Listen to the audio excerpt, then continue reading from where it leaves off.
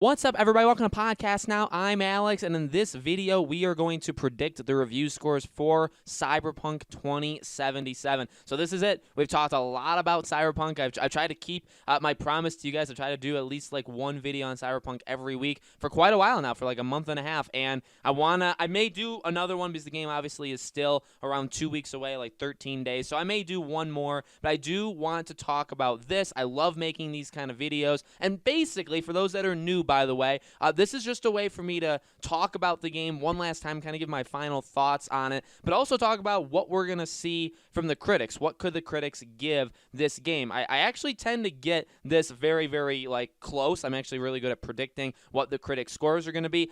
As always, I don't go based off of the review scores. I mean, if you guys have watched these videos, you know I'm getting the game day one. I don't care what the critics say. I don't care what the review scores are, but I know a lot of people do, and so, again, we're going to talk about it. As always, if you guys like that kind of stuff, make sure you're subscribed, bell icon turn on. Also, if you guys are not following me on Twitter, please do. Podcast Now 15 is my Twitter username. You can look me up on Twitter, or again, the link for it's in the description below. Podcast Now, and then the number 15. So, all right, I want to go back in time here because I think in order to do this, we should at least know what people gave The Witcher 3. So, Witcher 3 on PC got a 93 on Metacritic based off of 32 critic scores. Also, my God, got a 9.4 based off of almost 18,000 user scores. It looks like PlayStation was actually like the most reviewed. It got a 92 by 79 critics. So Metacritic, and by the way, and like Metacritic isn't even maybe the best place to even go for this kind of stuff. It's just the place that I go for like the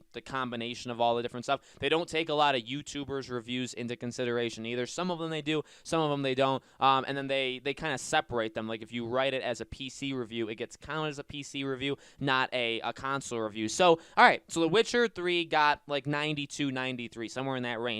Cyberpunk, I really think is going to be high. I really do. You know, we talked about Demon Souls, we talked about Miles, and I thought those games would get pretty darn high scores. I think both of them I said would get in the high 80s, if not low 90s. Miles, I think, topped out at an 85, somewhere in that range, and Demon Souls, I think, got in the high 80s. So I was really, really close with those. I mean, for Cyberpunk to get the low 90s, it would be one of the better games this year. Last of Us Part 2, I think, got a 93 on Metacritic. Persona 5 Royal, I think, has like a 94 or something. The Persona games always just get the highest scores humanly imaginable, which is, by the way, fine. I actually really like the Persona games. I think Cyberpunk has what it takes to be, I guess, statistically, one of the best reviewed games of this year. To kind of jump to the chase, I'll kind of give you guys my range, and I kind of give myself 3 or 4 points of range, and then I'll kind of talk about maybe what the strengths and weaknesses of the game are going to be. I will say 9.1 to 9.4. I will actually go, and I didn't plan this going in. Like when I hit the record button, I did not have a score in my head. I will go so far to say I think this game is going to get anywhere between a 91 or a 9.1 and a 94 or a 9.4. I really do. The game can disappoint, but I just feel like, you know, okay, a lot of people get mad at this game for a lot of different reasons, and some of them are just really darn dumb reasons, okay? People have, I'm not saying you can't not like this game, or when this game comes out, you can't criticize it. I mean, if I see something in this game that's, you know, that I can criticize, I'm going to do it, right? But I think that, you know, some of the social justice that's been going on online and stuff like that, some of the people attacking CD Projekt Red, whether it be maybe for like their work hours or other things choices that they've made with the game and things you can or can't do or whatever. You know, people are getting mad at it, I think, for not the right reasons, but that's pretty subjective, right? That's just my opinion.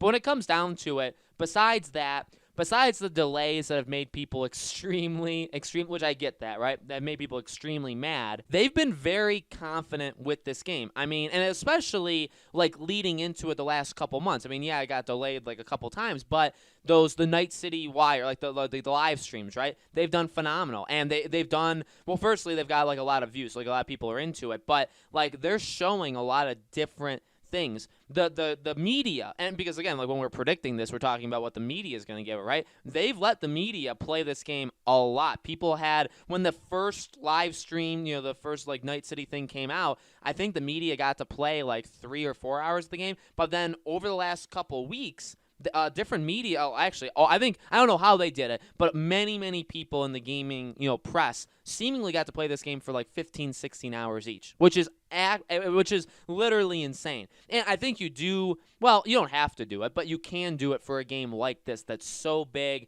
If it takes 100+ hours, I know obviously we've seen those like the play testers playing it for 175, right? But if it really takes that long to do everything, I guess letting the media play it for 15 hours really isn't that big of a deal. You know what I mean? But like the point is, everything's gone well. Like, yeah, people are having their own like SJW kind of reasons, and I'm not saying all of it is that, but that's kind of what maybe like the vocal minority is making it all about. But when it comes down to what we've seen, what we've heard about this game, there's a lot of positives. So I really think for this game to not get in the low 9, and again, because like I know some people will say like this game is going to get like a 10 out of 10. No game on Metacritic or even like a average score of journalists will ever get that high. I think the highest reviewed game is like a 95 or 96. They don't get higher, maybe 97, but I do not think they get higher than that. There's not a game, I don't think, on Metacritic that has a perfect score, because I just don't think you're going to have every single site that plays this game give it a perfect score. Okay, so I just want to make that clear. But to not get the low 90s, like if it gets in the 80s somewhere, which, I mean, okay, I'm not saying in the high 80s is like, oh my God, well, return the game now, right, because the game is a failure. No, if it gets in the high 80s, I mean, that is still, to any game, including, honestly, this game, spectacular. Again, where I kind of distance myself from it is the review scores aren't the biggest deal in the world to me. Even you look at The Last of Us, I mean, I liked a lot of it. I disliked the things that a lot of people, disliked about it. I get the hate for it. Do I think it's a 93? No, I don't know how it got that high of a score, right? Different games can go all over the place in terms of review scores, but I don't necessarily think, there's a lot of games that get scores that I don't understand how they got it, right? But low 90s, high 80s, nothing wrong with any of that. If it gets lower than that, if we're talking like the low 80s, something happened in this game, right? And I don't even know if you can call it like glitches or bugs. I think something fundamental with the story or gameplay or, again, like how they treat the open world, something went wrong there. But to be quite honest with you guys, the game, I'm not saying like length is everything, but the length from how excited people are talking about it, what we've seen about the game, there's just been, in my opinion, no red flags. No red flags in terms of the actual experience. I know not everybody's on board with the gameplay style, with like the shooter aspect of it. I get that. And I get that this isn't The Witcher, right? Although I have seen a lot of previews that say, like, hey, it's a lot more like The Witcher than they've made it seem. Like, it's not 1,000% not The Witcher, like they keep saying. It is a little bit like it. So, which, again, like, those are the things that we've talked about. How you do the open world, how you develop characters, how you make everybody feel alive, and, like, the world is constantly moving. I mean, yeah, I want that to feel. I don't want it to literally be medieval like The Witcher, but I want it to like take the lessons that they learned and also all the stuff they did well, and I want them to use it. So final thing I'll say is if it does get in the low 90s, I mean, obviously, game of the year, best open world game of the year, and then we start to get into the talks of, like, is this a generational game, right? And because I like to try and pick out sometimes what different sites will say. I mean, again, you look at an example I keep going back to, The Last of Us, got a 93, game of the generation was thrown around quite a bit, that this is the best game on PS4, all this stuff, which, again, I mean, some people agree with, some people don't, completely cool. Not everybody's going to agree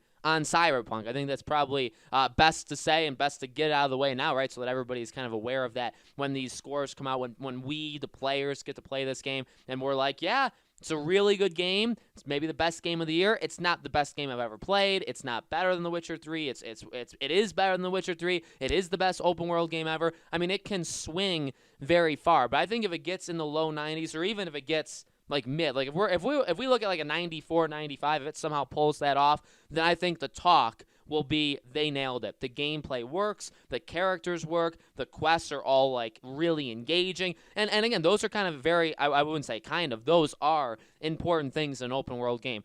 You need to diversify the quests. They need to be fun. They need to not feel like filler. The characters, the setting, all, and like not even the overall characters, the overall setting, all the small details need to be there. I will say this, again, whether or not you agree with The Last of Us, like the level of detail that's in everything, not just the story. Now, the story could be the weakest part of The Last of Us, but besides that, like the gameplay and all the sound and the lighting and the visuals and just the small details with weapons and all that stuff, I mean, it is next level, and you can see, not necessarily brownie points, but you can see how they can maybe get bonus points because of things like that. So Cyberpunk obviously needs to nail the core. It needs to nail the open world. It needs to nail it being lived in and feels like full. It needs to nail the quests and all that stuff, the overall story, right? Being able to play it different ways and the game handling that, right? Needs to be able to do that, but then the smaller details, again, how does it handle side characters and side things to do and things like that? Those are the things that I think separates any game, really, from being like in one tier versus the next. So if those are not there,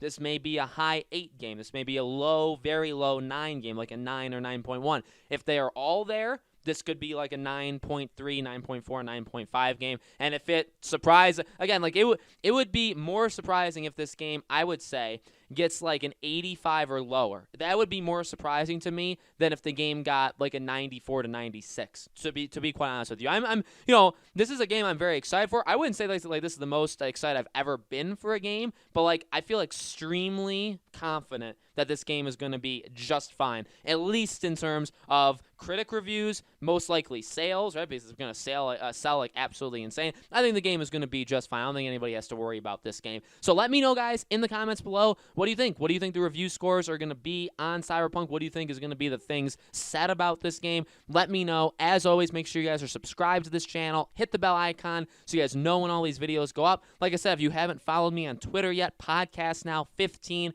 is my Twitter handle, and I'll be continuing covering Cyberpunk. If there's anything that happens over the next 13-ish days, if the review scores come out early, I can always kind of react to them. And then when the game comes out, I'll be having loads, probably for a few weeks, almost daily videos on Cyberpunk. So if you like the stuff I've done so far, I'm just getting started. Lots of Cyberpunk stuff to come over the next month or so, okay? Thank you guys for watching, and I'll see you all on the next video.